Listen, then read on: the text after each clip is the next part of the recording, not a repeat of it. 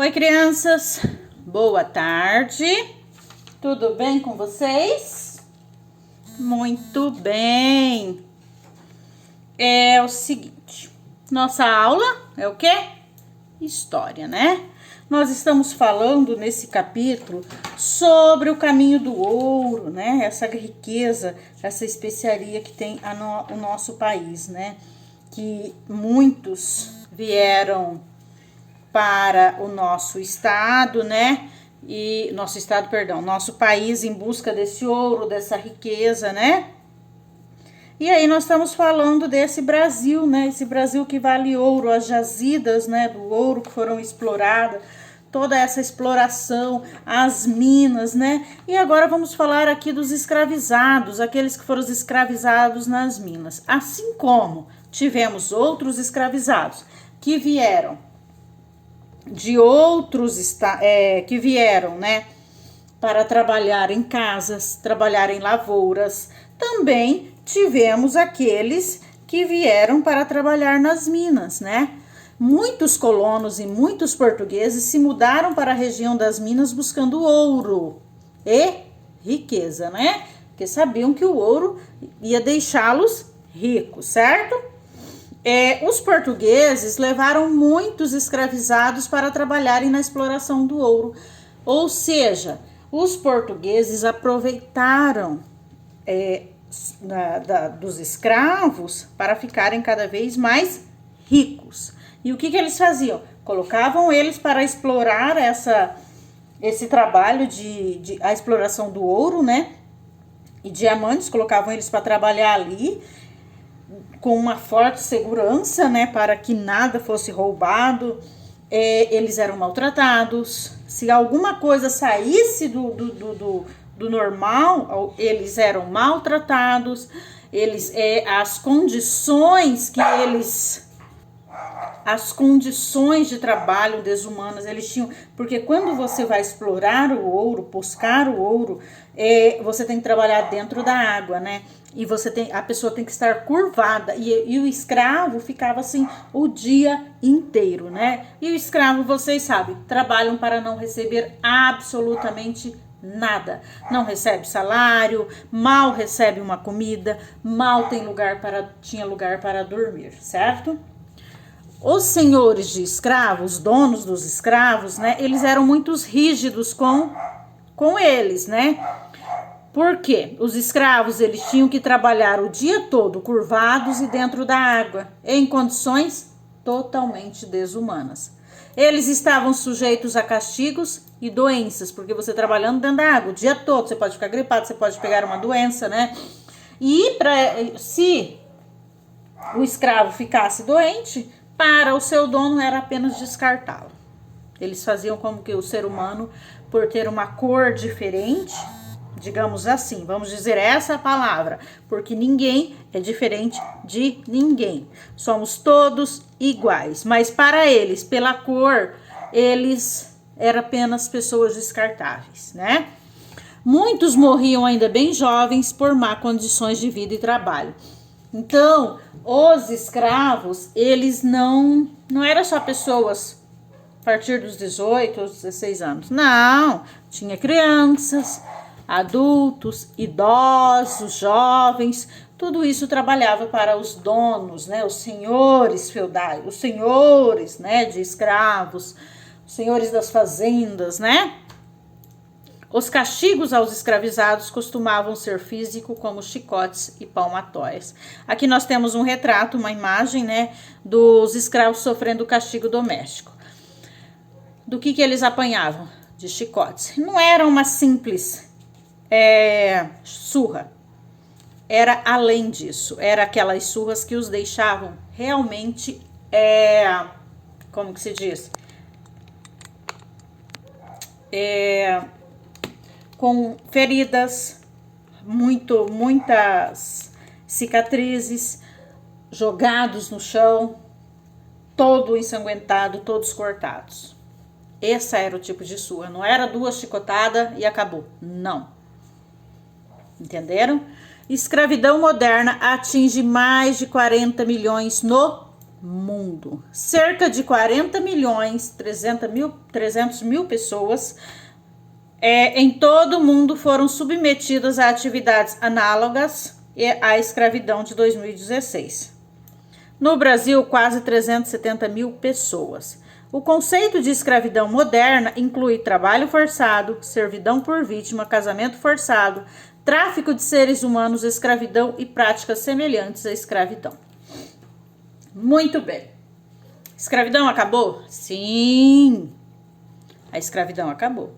Porém, acabou aquela escravidão visível a todos.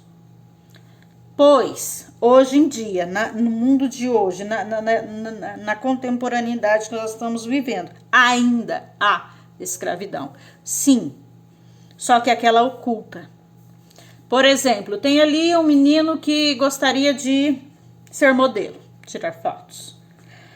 A menina também. E aí alguém chega para eles e diz: olha, você é muito bonito, você é muito bonita, você vai ganhar muito dinheiro na Europa, na China, sei lá onde. E eu tenho um contrato de trabalho para você, eu vou te levar e você vai ganhar muito dinheiro e fica tanto para você, tanto para mim. A pessoa acaba acreditando. Porque eles não vão chegar falando assim, eles vão, as pessoas que fazem esse tráfico de seres humanos, eles vão trabalhando com aqueles que eles querem escravizar. E aí, depois que eles conseguem levar a pessoa para aquele trabalho, lá ela é presa e ela é obrigada, ela é forçada a trabalhar. Então, assim, existe sim a escravidão hoje em dia. Existe aquelas pessoas que têm uma dívida com alguém e não conseguem pagá-las, é obrigada a trabalhar por muito tempo escravizado por uma pessoa. Você tem que pagar porque senão você não consegue você tem que trabalhar para mim porque senão você não consegue me pagar. E acaba sendo a vida toda. Porque nunca a dívida acaba sendo quitada. Então nós temos hoje a escravidão moderna, sim. São práticas, o casamento forçado, a pessoa é forçada a casar com a outra, também tem. Então são práticas assim que não é assim a olho nu. Olha ali, fulano é meu escravo, então ele vem e faz o que eu quero. Não, são algo assim mais oculto, mas ainda existe sim. Veja bem, essa reportagem está no G1, do dia que o acesso foi 26 de janeiro de 2019. Não é muito... É bastante recente, não é algo assim, como que se diz? Não é algo antigo, né? Em busca da liberdade. Vamos continuar aqui. No livro 2, você estudou como os africanos eram escravizados e trazidos ao Brasil para trabalhar em diversas funções. Sim, estudamos como eles traziam os africanos, né? Compravam eles lá, traziam nos navios negreiros, né? Isso tudo nós já estudamos. Assim como nós estudamos também que os seus descendentes, os descendentes dos escravos, aqueles que cresceram aqui, eles não aceitavam essa condição deles. Eles não aceitavam que eles também seriam, né? De todos ali, seriam escravos. E aí foi onde começou a ocorrer o quê? As revoltas e as fugas daqueles escravizados, né? Que começou muito comum no período colonial. E uma das formas foi resistir à escravidão e a formação dos quilombos, né? Os quilombos eram aqueles lugares para onde os escravos fugiam e para refugiados, né? Eles fugiam para se esconder dos senhores. Quilombos eram comunidades formadas por escravizados, fugitivos e seus descendentes. Eles costumavam ser construídos em lugares escondidos em florestas para que os senhores não os encontrassem. Nos quilombos eram construídos casas, capelas, oficinas e plantações. Muitas bandeiras eram organizadas com o objetivo de encontrar e destruir quilombos. Os senhores de escravos tinham medo que o sucesso dos quilombos incentivasse seus escravizados a fugir. Todos queriam fugir. Todos os escravos não queriam. Quem é a pessoa que quer ser escrava? Trabalhar para não ganhar nada e trabalhar de sol a sol. Ninguém quer. Então, todos queriam. E esse era o medo dos donos dos escravos, né? Dos senhores dos escravos. E os bandeiras, lembra dos bandeiras? Aquelas expedições, os exploradores? Então, eles tinham uma equipe deles que eram organizadas somente para encontrar esses quilombos e destruí-los. O objetivo dos habitantes dos quilombos era fugir da escravidão e retomar as atividades, as tradições africanas. Apesar de haver africanos com origens culturais distintas, o desejo de liberdade os unia. É provável que Palmares, liderado por Zumbi, tenha sido o maior quilombo do período colonial. Esse quilombo estava localizado em terras atuais de onde? Alagoas, né? E reuniu aproximadamente 20 mil pessoas. Então, o que os escravos queriam? Ninguém queria ser escravo, ninguém quer ser escravo. E eles, como era da África, eles queriam voltar às tradições dele, né? Não há pecado nisso. As culturas deles, né, que era muito diferente do pessoal de Portugal. Então, eles queriam ter o espaço deles, né? Na atualidade, ainda existem comunidades quilombolas, remanescentes dos antigos quilombos. Nelas, é praticada a agricultura e, às vezes, o comércio.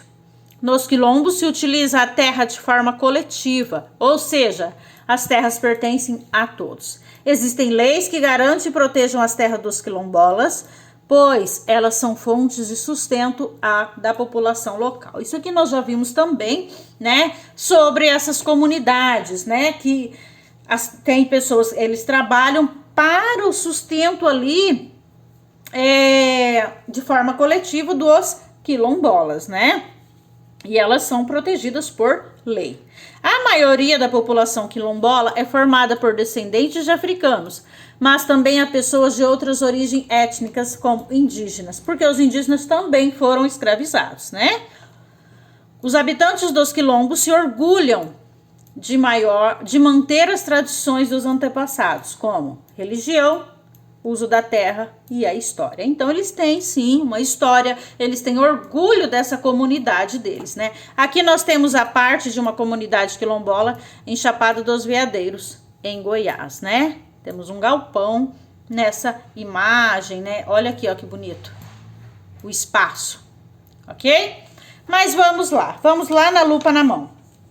Observe e interprete o gráfico a seguir, né? Aqui nós temos um gráfico.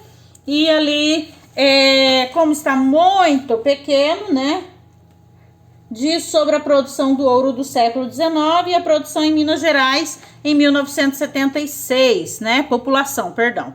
E aí, sobre os dados do gráfico, o que é possível interpretar sobre a produção do ouro nos anos de 1705 a 1754? Então, qual é a interpretação que a gente consegue aqui? A produção aumentou 14,3 toneladas, ok? Letra B, o que aconteceu com a produção de ouro entre 1754 e 1799? Decaiu 11,4 toneladas. Qual é o estado que mais produziu ouro durante todo o período? Minas Gerais. A número 2 é para marcar a alternativa que completa a frase, né? A maioria dos envolvidos na extração do ouro eram homens, negros e escravizados. Letra C, tá? Entre os libertos e escravizados, qual grupo tem mais pessoas? O grupo de escravizados era maior. Entre os libertos e escravizados, qual grupo tem mais pessoas? O grupo de escravizado era maior que o de libertos. Aqui, tá? Era. E aqui é era, tá? Opa. Era. Ok? Quantas pessoas brancas estão nas condições de escravizadas? Não há pessoas brancas escravizadas. Porque para eles, os escravos eram somente os negros, ok?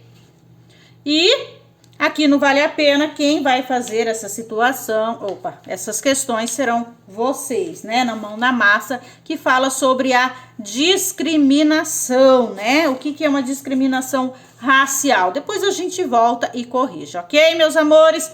Beijos, beijos, beijos. Até a nossa próxima aula. Beijos enormes.